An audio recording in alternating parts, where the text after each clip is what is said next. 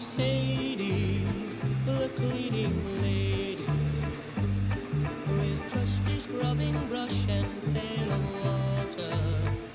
worked her fingers to the bone for the life she had at home, providing at the same time for her daughter. Ah, Sadie, the cleaning lady, her aching knees not getting